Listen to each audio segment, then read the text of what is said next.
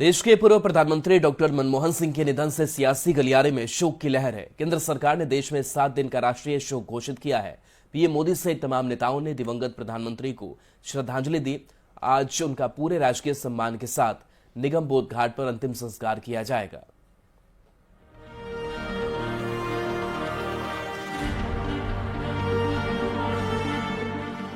मनमोहन सिंह एक ऐसे राजनीतिक किरदार थे जिन्हें सत्ता और विपक्ष में बराबर सम्मान हासिल था।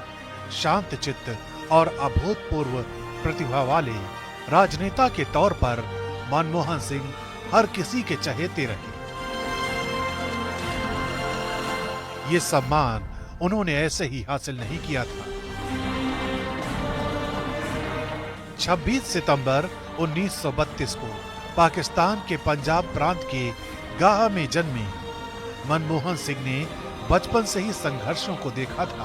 बेहद कम उम्र में उनकी मां का निधन हो गया, लिहाजा दादी के पास उनका बचपन बीता। ये वो दौर था जब देश विभाजन के मुहाने पर खड़ा था, यानी मनमोहन सिंह ऐसे वक्त में बड़े हुए जब देश ने विभाजन की बड़ी त्रासदी को देखा था। उसी दौरान उनका परिवार पाकिस्तान से भारत आया था। परिवार की आर्थिक स्थिति ठीक नहीं थी, इसलिए उन्होंने अपने परिवार को इस संकट से उबारने के लिए कठिन मेहनत का रास्ता चुना। वो रोजाना 10 से 15 किलोमीटर पैदल चलकर स्कूल जाते थे, जो ये बताता था कि शिक्षा के प्रति उनकी ललक क्या थी।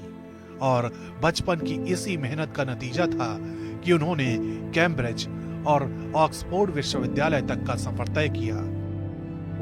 1956 में मनमोहन सिंह को कैम्ब्रिज यूनिवर्सिटी का एडम स्मिथ सम्मान दिया गया।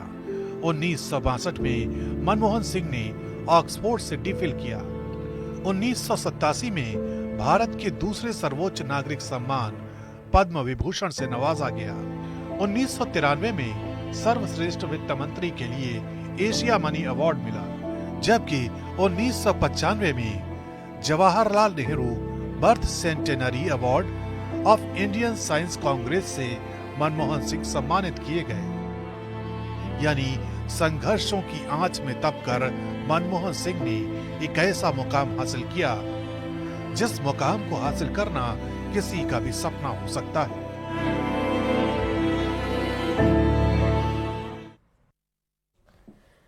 दिवंगत पूर्व प्रधानमंत्री मनमोहन सिंह को दिल्ली आवास पर झारखंड के सीएम हेमंत सोरेन ने भी श्रद्धांजलि दी। उनके साथ उनकी पत्नी कल्पना सोरेन, ग्रामीण विकास मंत्री दीपिका पांडे सिंह भी रही। सीएम ने मनमोहन सिंह के निधन को अपूरणीय क्षति बताया। वहीं गांडे विधायक कल्पना सोरेन इस मौके पर काफी भावुक नजर आईं।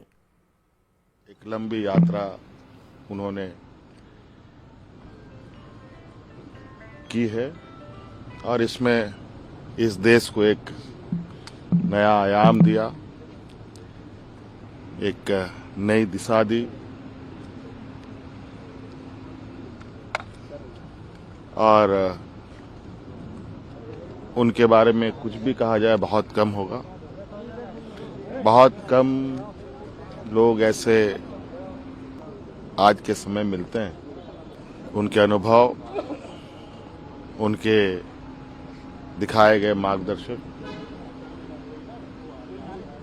इस देश के लिए एक मील का पत्थर है।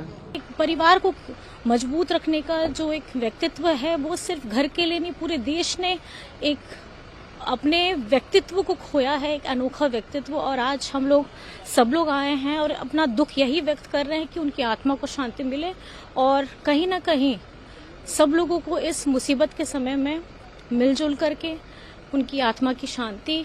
और मैं हमारे आदिवासी में जैसे बोलते हैं कि मरंग गुरु के चरणों में उनकी बस। तो दिवंगत पूर्व पीएम का आज अंतिम संस्कार किया जाएगा। सुबह 11:45 पर अंतिम संस्कार होगा। निगम बोध घाट पर अंतिम संस्कार किया जाएगा। सुबह 8 से 10 बजे तक अंतिम दर्शन किया जा सकेगा। एआईसीसी मुख्यालय में अंतिम दर्शन के लिए उनका पार्थिव शरीर रखा रहेगा। एआईसीसी से ही अंतिम यात्रा की शुरुआत होगी। तो सुबह 11:45 पर मनमोहन सिंह का अंतिम संस्कार।